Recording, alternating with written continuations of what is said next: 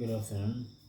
My name is Jeffrey Pitangasi, and ID number is S11066742. This is the narration of lesson plan and teaching strategy, the second part of it for this assignment.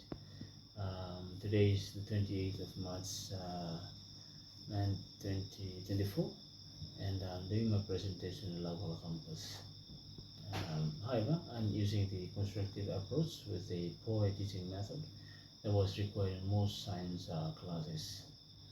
My topic is food chain in the land. It was derived from the Solomon Islands grade 6 syllabi, the sub-strand food chain and strand life and living.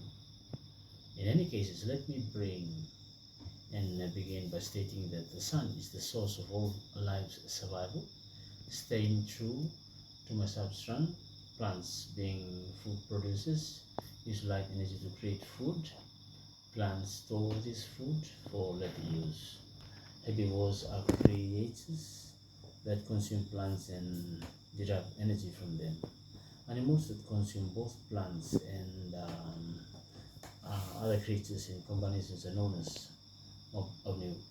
omnivores.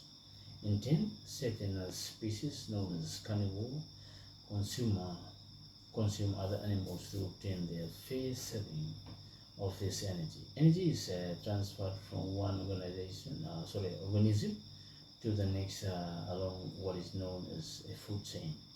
This lesson expects learning outcome including understanding the distinctions between herbivores, carnivores, and omnivores, and creating a food chain with Solomon Islands plants and animals.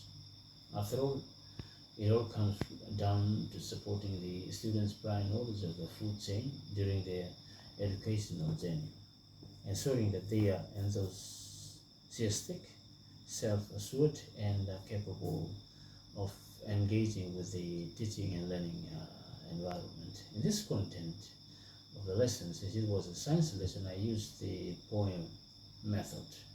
First, to predict three different types of organisms on the land that affects the food chain.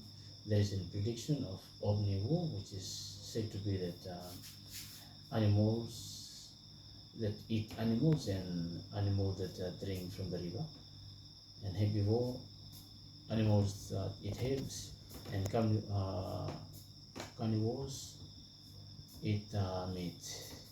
And second part of the observation observes the producer that produces are plants and the consumers are animals.